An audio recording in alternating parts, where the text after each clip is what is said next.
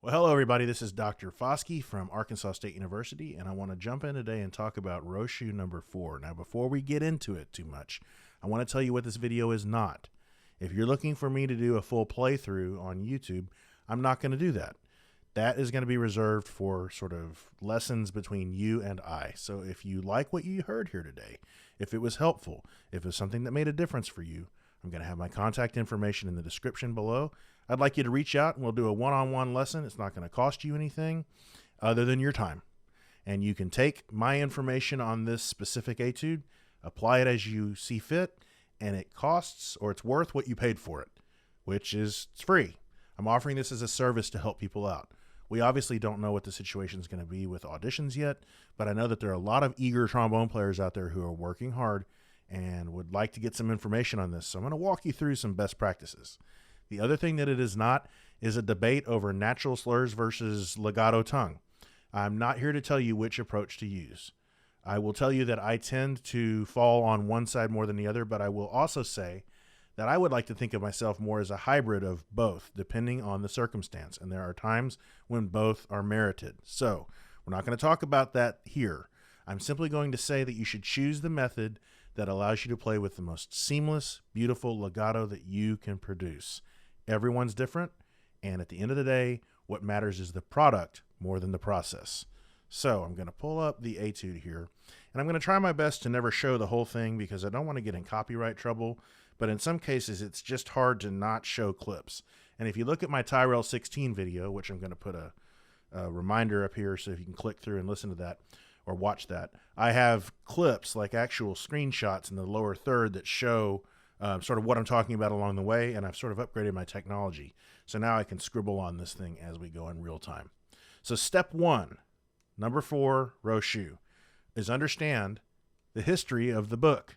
Rochut did not write this book. Johannes Rochut was the principal trombonist of the Boston Symphony around the first part of the 20th century, and he found this book, originally written by Marco Bordogni, an Italian vocal coach and performer, who wrote these vocalises for his students to work on vocal production without the encumbrance of trying to remember lyrics, words to songs. You could focus on production. At the time, I don't know if trombone players were known as sort of having the ability to play beautifully. I think that there was chorale writing, but I don't know if legato was something that we necessarily were known very well for. And so we owe Rochut a debt of gratitude for finding them and putting them in bass clef and keys that work for us. But we need to know that it started out life as vocal studies, a vocal approach, a singing manner.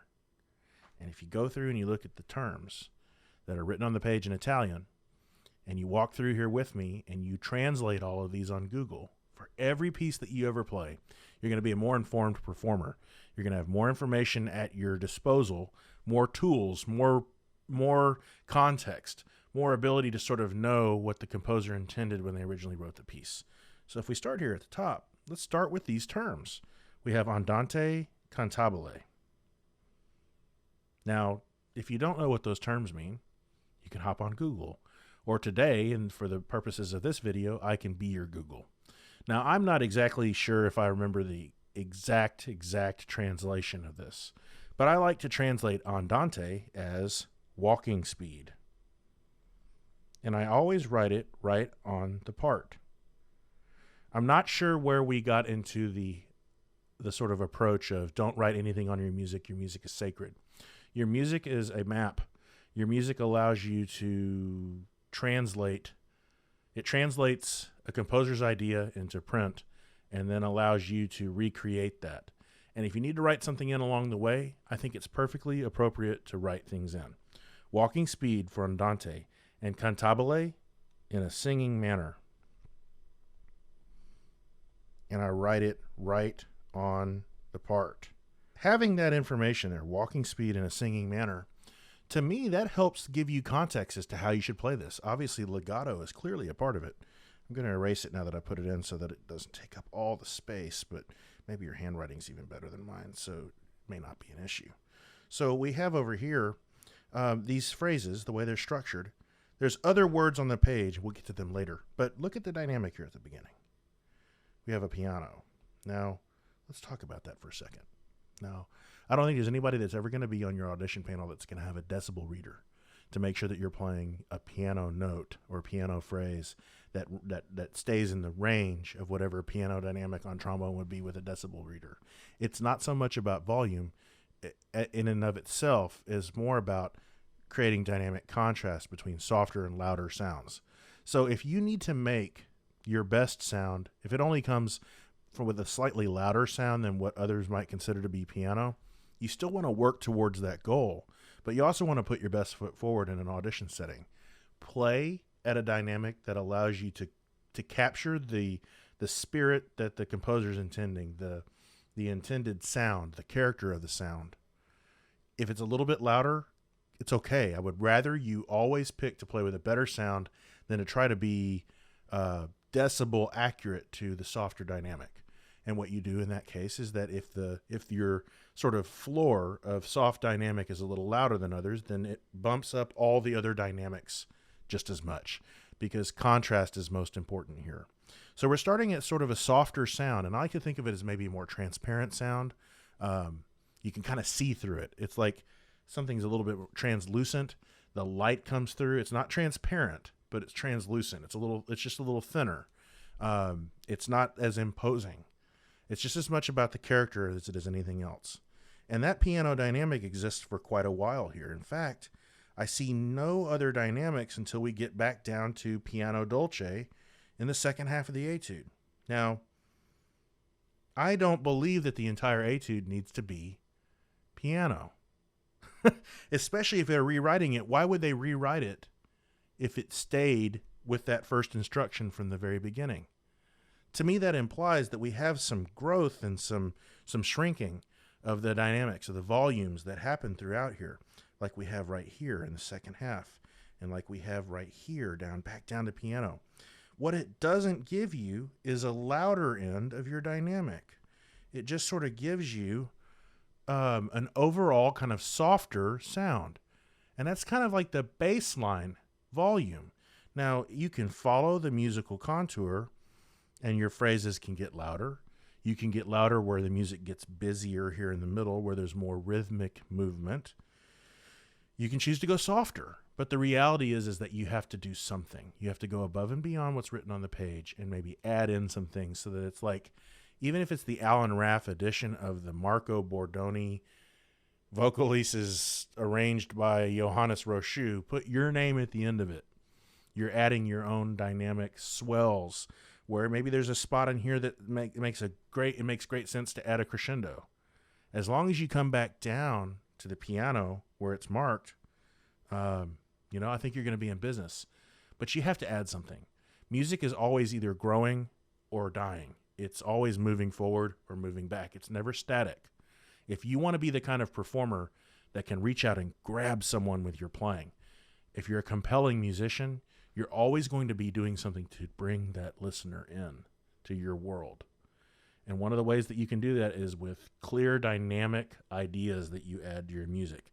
Literally, the word dynamics, they're dynamic, meaning that if you have a dynamic speaker will get up there and command the attention of the room. You want to command the attention of the room with the volumes that you play the music. So you also want to go through here and sort of talk about breathing. How are you going to map out your breathing? How are you going to map out your phrasing? Well, a lot of this is tied on some level to the style, the tempo. We know that it's a walking speed in a singing manner, so it's sort of moderately fast, moderately slow, kind of in the middle.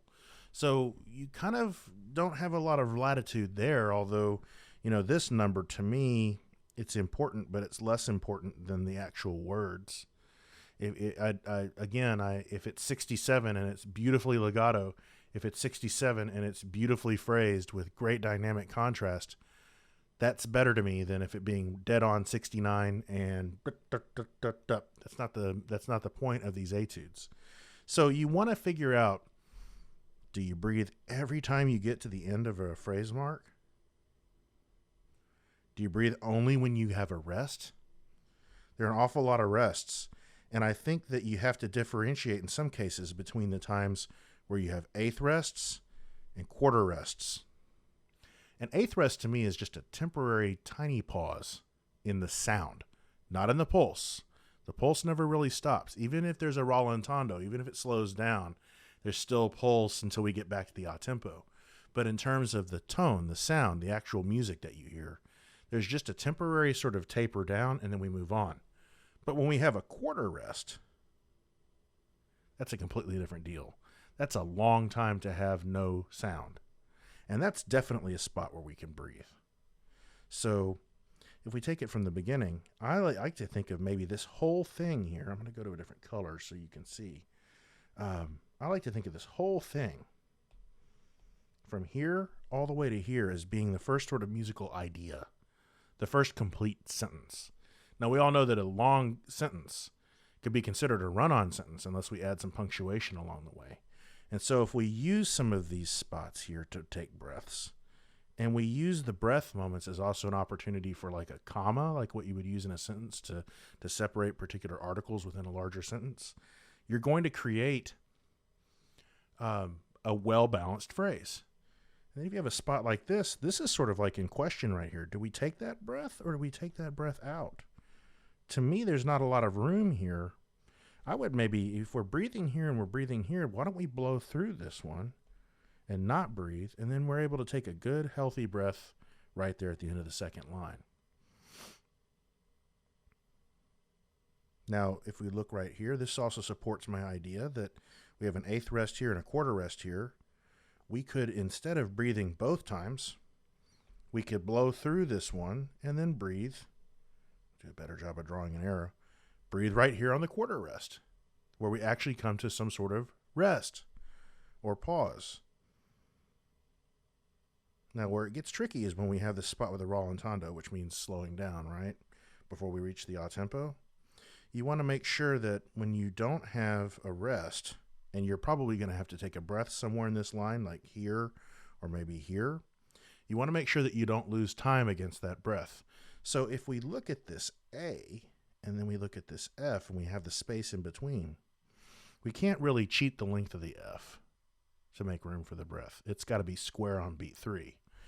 But that A can be, we can slow down a little bit into it. You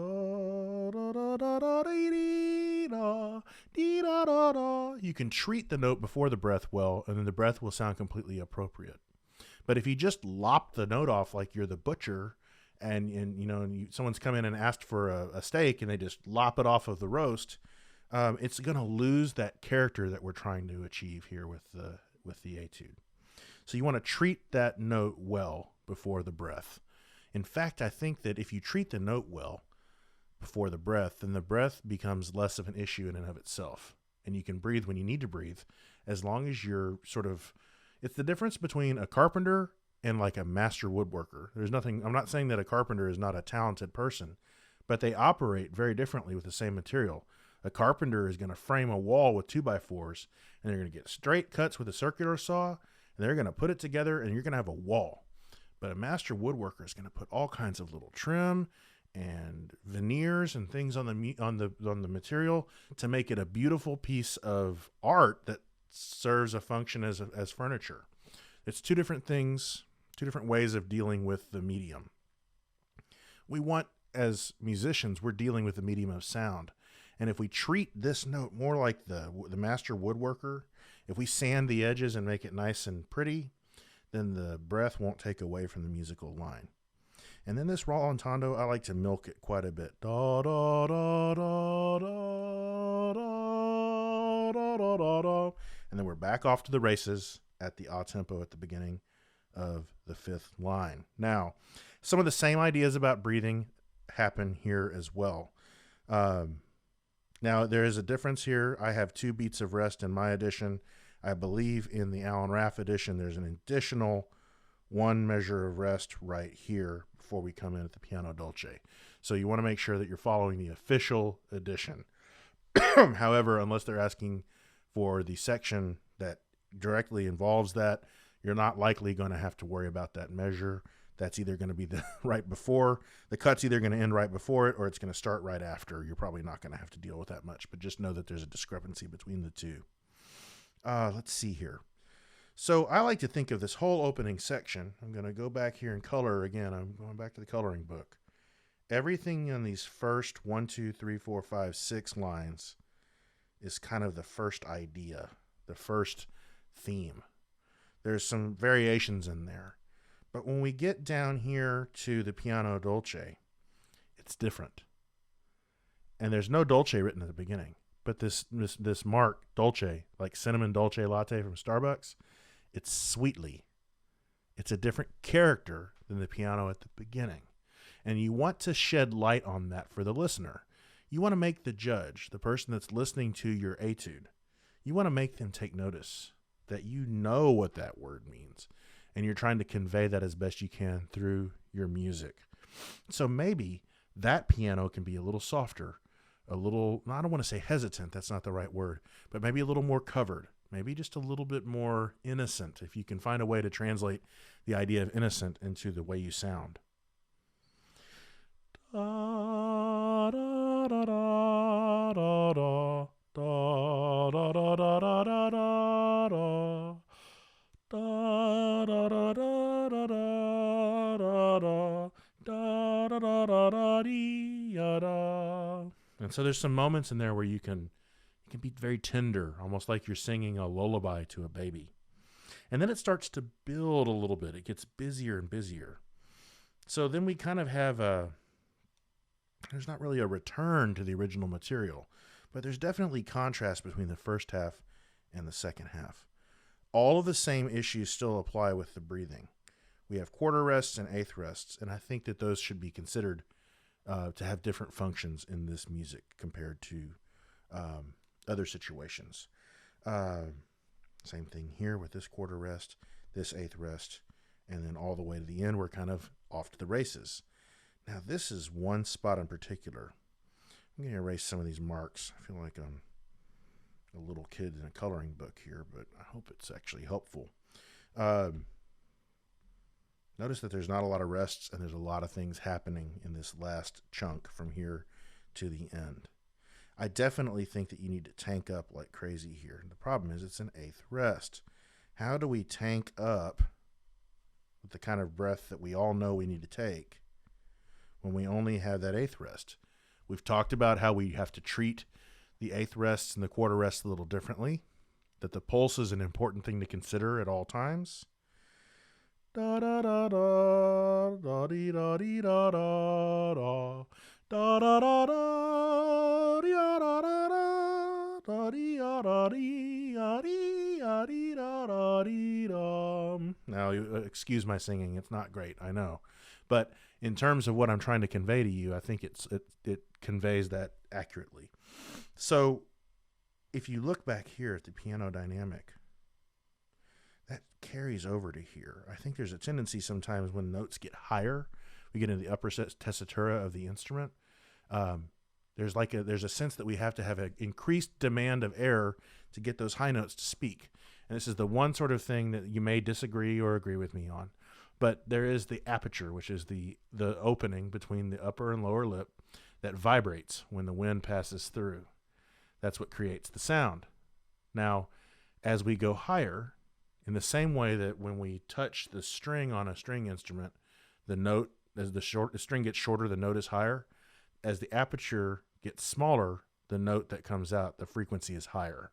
So as we get a smaller aperture, if we try to cram more air into that, it blows out. And all of a sudden we get those attempts for high notes that just don't speak. We have to be careful with how we regulate that as we go up above the staff. You got to be careful with how much air you're putting through there. Now, I'm not saying use less air, but I think that the way you use the air changes as you go higher. So if we're able to sort of manage our air a little bit and really tank up back here on that quarter rest and kind of chill out on the dynamic here at the piano, I think you're going to have enough to get through to the end. You're just going to have to rep it a lot. You're going to have to do a lot of repetitions to this section to really make sure that you stay calm, that you're not trying to work too hard to make the phrase happen, and that when you get to the end here, you have enough wind. You can take this breath right here if you'd like, and there's nothing wrong with that at all. But make sure that in the rallentando towards the end, that these note values don't get too short. There's a tendency sometimes when we slow down to not lengthen the note value. But you have to remember that in legato, there's two main portions to legato playing. Whether you da-tongue everything or tongue only when necessary, there's two things you have to remember. There is the da articulation, the soft articulation on the front of the note, but there's also the sustain. And legato, the notes touch. And so it stands to reason that if we have a rallentando here, and I like to put a backwards facing arrow in rallentando sections. If we have a backward facing arrow and we're slowing down rallentando to the end, then to me it stands to reason that these notes should all be thought of as getting longer and longer the more we slow down, so that there's no space in between them. So if you keep that in mind, then when we get to this breath right here, I'm going to do it in a different color so you can see it more clearly. When we get to this breath right here, even though it's in the middle of a triplet, we've already kind of like started to telegraph this rallentando maybe a little bit before.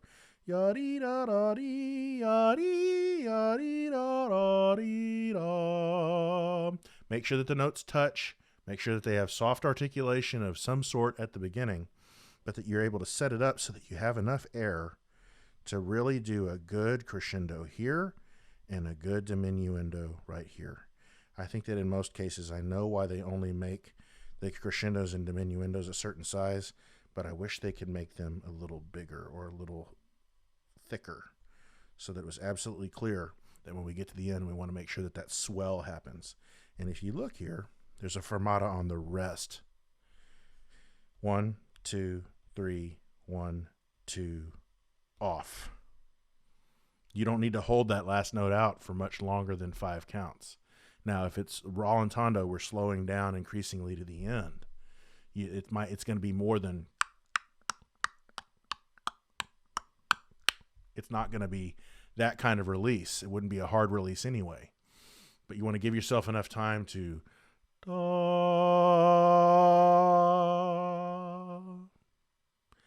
And there's sort of an organic kind of note length that makes sense, that's appropriate for the setting. So there's just some thoughts that I have about how to put this together. If you want to really dig in deep on this and go phrase by phrase with a teacher that you think can help, and you like of some of the things that I've talked about today, and you think that maybe I know what I'm talking about, and you'd like some additional help, I'm going to have my contact information below.